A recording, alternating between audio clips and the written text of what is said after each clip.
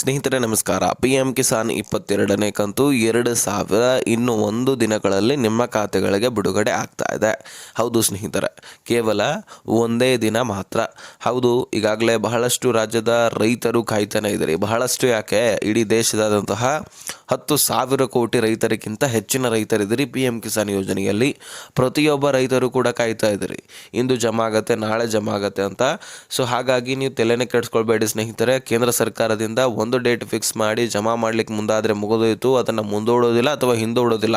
So ತಲೆ ಕೆಡಿಸ್ಕೊಳ್ಳಿಕ್ಕೆ ಹೋಗ್ಬೇಡಿ. ಹಾಗಾದರೆ ಬನ್ನಿ, ಯಾವ ದಿನಾಂಕದಂದು ಈ ಒಂದು ಪಿ ಎಂ ಕಿಸಾನ್ ದುಡ್ಡು ಜಮಾ ಆಗ್ತಾ ಇದೆ. ಸೊ ನಿನ್ನೆ ತಾನೇ ನಾನು ಒಂದು ವಿಡಿಯೋದಲ್ಲಿ ಕೂಡ ತಿಳಿಸ್ಕೊಟ್ಟಿದ್ದೆ. ಈಗ ಮತ್ತೆ ಕ್ಲಿಯರಿಟಿಯನ್ನು ಕೊಡ್ತೀನಿ. ಒಂದು ಸ್ವಲ್ಪ ಲಕ್ಷ್ಯ ಕೊಟ್ಟು ಕೇಳಕ್ಕೆ ಹೋಗಿ, ಯಾಕಂದರೆ ಯಾವ ದಿನಾಂಕ ಅಂತಲೂ ಕೂಡ ಕ್ಲಿಯರಿಟಿ ಆಗಿದೆ, ಸರ್ಕಾರದಿಂದ ಇನ್ಫಾರ್ಮೇಷನ್ ಬಂದಿದೆ. ಮೊದಲೇ ಹೇಳ್ತಾ ಇದ್ದೀನಿ, ಇದುವರೆಗೂ ಈ ವಾರದಲ್ಲಿ ಜಮಾ ಆಗುತ್ತೆ ಅಂತ ನಾನು ಹೇಳಿದ್ದೆ. ಹಾಗಾಗಿ ಈ ಒಂದು ಮಾರ್ಚ್ ಮೊದಲನೇ ವಾರದಲ್ಲಿ ಜಮಾ ಆಗತ್ತೆ ಅಂತ ಹೇಳಿದ್ನಲ್ಲ, ಆ ಡೇಟ್ ಕೂಡ ಫಿಕ್ಸ್ ಆಗಿದೆ. ಆ ಡೇಟ್ ಯಾವುದು, ಅದೇ ರೀತಿಯಾಗಿ ಯಾವ ರಾಜ್ಯದಲ್ಲಿ ಸಭೆ ನಡೆಯುತ್ತೆ, ಇದರೆಲ್ಲದರ ಬಗ್ಗೆ ನಾನು ಈ ಒಂದು ವಿಡಿಯೋದಲ್ಲಿ ನಿಮಗೆ ಮಾಹಿತಿಯನ್ನು ಒದಗಿಸಿ ಕೊಡ್ತೀನಿ. ಸೊ ತೀರಾ ಇಂಪಾರ್ಟೆಂಟ್ ಮಾಹಿತಿ. ರಾಜ್ಯದ ಎಲ್ಲ ಪಿ ಎಂ ಕಿಸಾನ್ ಫಲಾನುಭವಿಗಳು ತಪ್ಪದೆ ನೋಡಿ. 53,80,000 ಫಲಾನುಭವಿಗಳಿದ್ದೀರಿ ಇಡೀ ನಮ್ಮ ರಾಜ್ಯದಲ್ಲಿ. ಇನ್ನು ಇಡೀ ದೇಶದಾದಂತಹ 10,000 ಕೋಟಿಯಷ್ಟು ರೈತರಿದ್ದೀರಿ.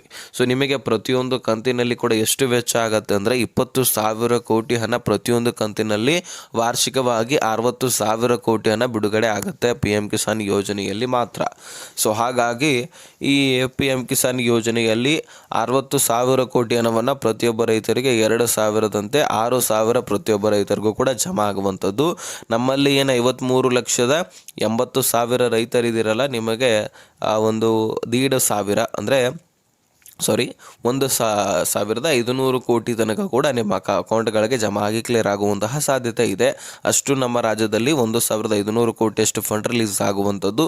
ಸೊ ಹಾಗಾದರೆ ಮೊದಲು ಯಾವ ಜಿಲ್ಲೆಗಳಿಗೆ ಬಿಡುಗಡೆ ಆಗುವಂತಹ ಸಾಧ್ಯತೆ ಇದೆ ಅಂದರೆ, ಕಲಬುರಗಿ ಆಗಿರಲಿ, ಗದಗಕ್ಕೆ ಆಗಿರಲಿ, ಬೆಳಗಾವಿ, ವಿಜಯನಗರಕ್ಕಾಗಿರಲಿ, ಧಾರವಾಡ, ಯಾದಗಿರಿ, ಚಿಕ್ಕಮಗಳೂರು, ಮಂಗಳೂರು ಸೈಡು, ಹೀಗೆ ಇನ್ನೂ ಹಲವಾರು ಜಿಲ್ಲೆಗಳಲ್ಲಿ ಜಮಾ ಆಗುತ್ತೆ. ಆದರೆ ಒಂದೇ ದಿನ ಬರಲಿಲ್ಲ ಅಂದರೆ ನೀವು ತಲೆ ಕೆಡಿಸ್ಕೊಳ್ಳುವಂಥ ಅವಶ್ಯಕತೆ ಇಲ್ಲ. ಕೇವಲ 2-3 ದಿನಗಳಲ್ಲಿ ಬಂದು ಕ್ಲಿಯರ್ ಆಗುತ್ತೆ. ಆದರೆ ಈ ಪತ್ರವನ್ನು ಲಿಂಕ್ ಮಾಡಿಸ್ಕೊಳ್ಬೇಕಂತ ಕಡ್ಡಾಯವಾಗಿ ಕೇಂದ್ರ ಸರ್ಕಾರ ಹೇಳಿದೆ.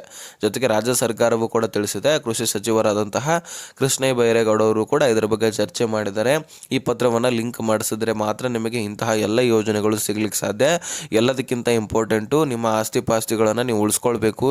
ಯಾರೋ ಬಂದು ನಿಮ್ಮ ಆಸ್ತಿ ಪಾಸ್ತಿಗಳನ್ನು ಲಪಟಾಯಿಸ್ಕೊಂಡು ಹೋಗಬಾರ್ದು ಅಥವಾ ಮಧ್ಯವರ್ತಿಯಾಗಿ ಇನ್ಯಾವನಿಗೂ ಮಾರಾಟ ಮಾಡಬಾರ್ದು. ಅಂದರೆ ಈ ಪತ್ರವನ್ನು ನೀವು ಲಿಂಕ್ ಮಾಡಿಸ್ಕೊಳ್ಳೋದು ಅತಿ ಅವಶ್ಯಕ ಅಂತ ಕೇಂದ್ರ ಹಾಗೂ ರಾಜ್ಯ ಸರ್ಕಾರ ತಿಳಿಸಿವೆ. ಸೊ ಯಾಕಂದರೆ ನಾವು ಸಾಕಷ್ಟು ಜಿಲ್ಲೆಗಳಲ್ಲಿರ್ತಕ್ಕಂತಹ ರೈತರನ್ನು ನೋಡ್ತೀವಿ, ಅವರು ತಮ್ಮ ಹೊಲ ಗದ್ದೆಗಳನ್ನು ಇನ್ಯಾರೋ ಬಂದು ಮಾರಾಟ ಮಾಡ್ಕೊಳ್ಳೋದು ಅಥವಾ ಕೋರ್ಟು ಕಚೇರಿ ಅಂತ ಅಲ್ದಾಡೋದು ನಾವು ಸಾಕಷ್ಟು ಕಡೆ ಕಾಣ್ತೀವಿ. ಯಾಕಂದರೆ ನೀವು ತಿಳ್ಕೊಳ್ಬೇಕು, ಈ ರೀತಿ ಆಗಬಾರದು. ನಿಮ್ಮ ಆಸ್ತಿಗಳು ಪ್ರೊಟೆಕ್ಟಲ್ಲಿ ಇಟ್ಕೊಳ್ಬೇಕು ಅಂದರೆ ನೀವೇ ಖುದ್ದಾಗಿ ಈ ಕೆಲಸವನ್ನು ಮಾಡಬೇಕು. ಕೇವಲ 1 ದಿನದ ಕೆಲಸ ಅಥವಾ 1 ತಾಸಿನ 1 ಗಂಟೆಯ ಕೆಲಸ, ಪಹಣಿಗೆ ಆಧಾರ್ ಕಾರ್ಡ್ ಲಿಂಕ್ ಮಾಡಿಸ್ಕೊಳ್ಳೋದು. ಇದನ್ನು ಸಾಮಾನ್ಯವಾಗಿ ತೆಗೆದುಕೊಳ್ತೀರಿ, ಲೇಜಿ ಮಾಡ್ತೀರಿ ಇದನ್ನು. ಯಾಕಂದರೆ ಇದೇನು ಬಿಡಪ್ಪ, ನಾವು ಲಿಂಕ್ ಮಾಡಿಸ್ಕೊಳ್ತೀವಿ, ಇದೇನು ದೊಡ್ಡ ವಿಷಯ ಅಂತ ನೀವು ಅಂದ್ಕೊಂಡು ಬಿಡ್ತೀರಿ. ಆದರೆ ಆಗಲ್ಲ, ಇದು ಬಹಳ ಇಂಪಾರ್ಟೆಂಟು. ಪಹಣಿಯಾಗ ಆಧಾರ್ ಕಾರ್ಡ್ ಲಿಂಕ್ ಮಾಡದೇ ಇರುವಂತಹ ಎಷ್ಟೋ ರೈತರು ತಮ್ಮ ಆಸ್ತಿಪಾಸ್ತಿಗಳನ್ನು ಕಳ್ಕೊಂಡಿದ್ದಾರೆ. ಯಾವ ಯೋಜನೆಗಳನ್ನು ಕೂಡ ಅವರು ಪಡ್ಕೊಳ್ಳಿಕ್ಕಾಗ್ತಾ ಇಲ್ಲ. ಹೀಗಾಗಿ ಪಹಣಿಗೆ ಆಧಾರ್ ಕಾರ್ಡ್ ಲಿಂಕ್ ಮಾಡಿಸ್ಕೊಳ್ಳೋದ್ರಂತಹ ಕಾರಣಕ್ಕಾಗಿ ನಿಮ್ಮ ಆಸ್ತಿ ಪಾಸ್ತಿಗಳು ನಿಮ್ಮ ಹೆಸರಲ್ಲೇನೆ ಉಳಿಯುತ್ತೆ. ಇನ್ಯಾರೋ ಬಂದು ಲಪಟಾಯಿಸ್ಕೊಂಡು ಹೋಗ್ಲಿಕ್ಕೆ ಆಗೋದಿಲ್ಲ. ಓಕೆ, ನೀವು ಕಳ್ಕೊಳ್ತೀರಿ, ತದನಂತರ ಅದನ್ನು ಕೋರ್ಟು ಕಚೇರಿ ಅಂತ ಅಲ್ದಾಡಿ ಪಡ್ಕೊಳ್ಬಹುದು. ಈ ರೀತಿಯೂ ಕೂಡ ನೀವು ಯೋಚನೆ ಮಾಡಬಹುದು. ಆದರೆ ಕೋರ್ಟು ಕಚೇರಿ ಅಂತ ಅಲ್ದಾಡಿರುವಂತಹ ಸಮಯ, ಅದೇ ರೀತಿಯಾಗಿ ವಕೀಲರಿಗೆ ಇನ್ನಿತರ ಕಡೆ ಖರ್ಚು ಮಾಡಿರ್ತಕ್ಕಂತಹ ದುಡ್ಡು ವಾಪಸ್ ಬರುತ್ತಾ ಇಲ್ವಲ್ಲ.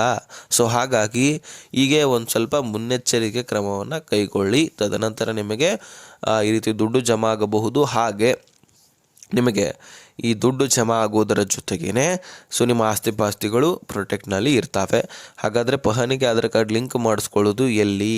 ಪಹಣಿ Aadhaar card, 2 passport size photo, 1 mobile ಸಂಖ್ಯೆ ತೆಗೆದುಕೊಂಡು ಹೋಗಿ ನಿಮ್ಮ ತಾಲೂಕಿನಲ್ಲಿರ್ತಕ್ಕಂತಹ ಗ್ರಾಮ ಪಂಚಾಯಿತಿಗೆ ಹೋಗಿ ಲಿಂಕ್ ಮಾಡಿಸ್ಕೊಂಡ್ರೆ ಸಾಕು, ಅಲ್ಲಿ ಲಿಂಕ್ ಮಾಡಿಕೊಡ್ತಾರೆ. ಸೊ ಇದಿಷ್ಟು ಆದ ಮೇಲೆ ಕಾಯ್ತಾ ಇರುವಂತಹ ಇನ್ಫಾರ್ಮೇಷನನ್ನು ನಾನು ನಿಮಗೆ ಹೇಳ್ತೀನಿ. ಯಾವ ದಿನಾಂಕದೊಂದು ಜಮಾ ಆಗ್ತಾ ಇದೆ ಅಂದರೆ ಇದೇ ಮಾರ್ಚ್ 8ನೇ ತಾರೀಕು.